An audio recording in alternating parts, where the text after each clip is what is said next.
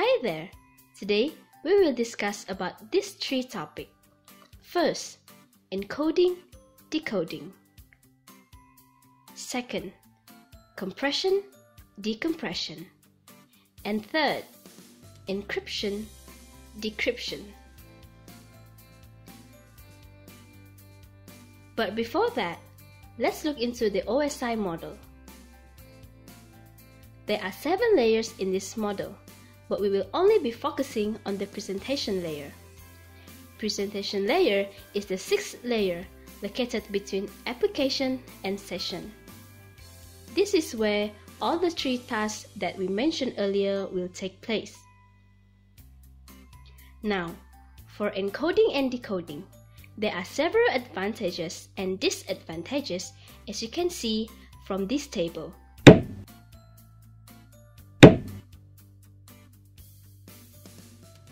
Next, we will explain how the data encode and decode. Take this diagram as an example. Stickman represent data, whereas taxi represent message. The data will first embed in the message, or we call this process as encoding. Then, the message will pass through a network.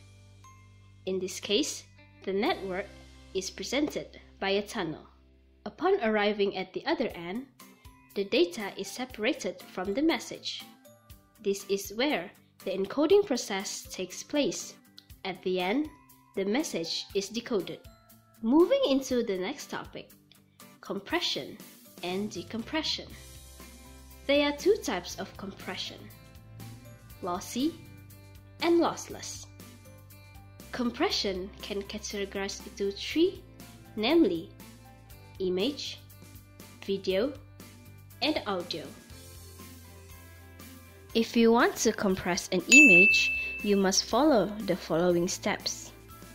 First, the preparation step, which generates an appropriate digital representation of the information in the medium being compressed. Then, go to the processing step, which is the first step that makes use of the various compression algorithm. Next, the quantizations take place.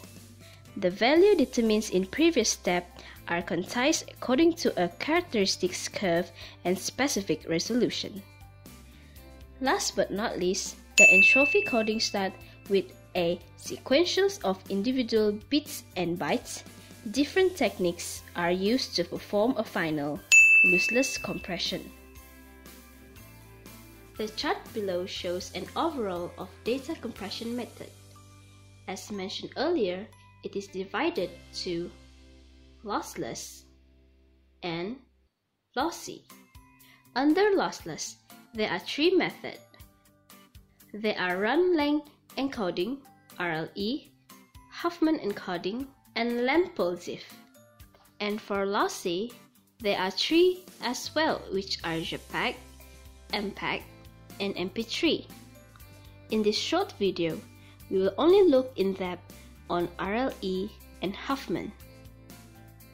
RLE actually uses the method by replacing the consecutive occurrences. As you can see in this example, there are 3A, 2B, 1C, and 4D, hence the data compressed from 10 bytes to 8 bytes. Divide the original string, 10 bytes, with encoded one, 8 bytes, and you will get the compression ratio. Hence, the ratio will be 10 divided by 8 to 1. Now, we will look into Huffman encoding. Huffman methods connect the rarest symbol first. Look at this example here. 5 symbols with different bits. Firstly, we have to arrange the bits from the highest to the lowest, as you can see in this table.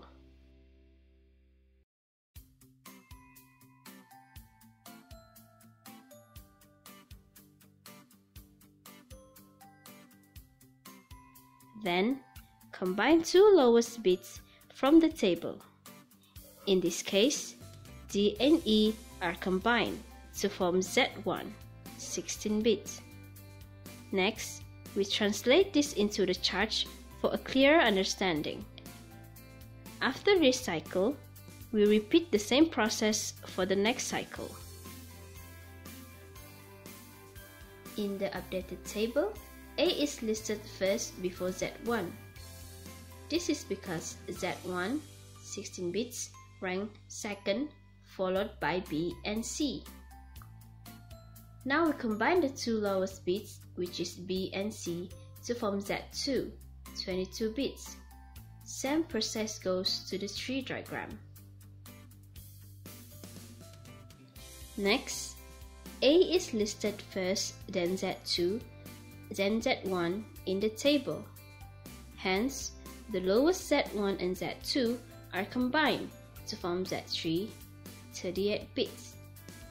And again, we translate to the tree as shown. Now, we're left with two symbols A and Z3. So using the same method, we combine these two to form Z4, 62 bits.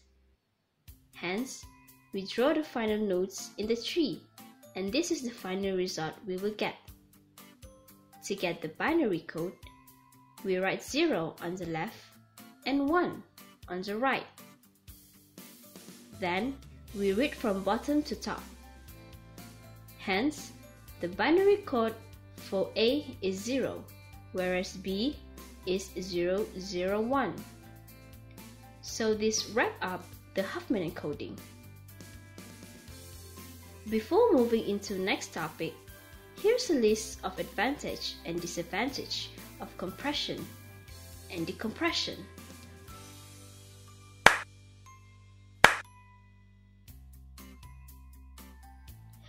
Phew! Last and not least, this is final topic we will cover today: encryption, decryption. Encryption and decryption is usually used in data security. They are used to disguise information in such a way that its meaning is unintelligible to an authorized person. Look at diagram below. It basically describes the whole process in a picture. Sender sends a plain message which is encrypted into ciphertext using encryption algorithm. The message is then sent along with its key. As the message reaches the receiver, the ciphertext is decrypted back to plain text using the key and algorithm. Hence, receiver receives the plain text as the end result.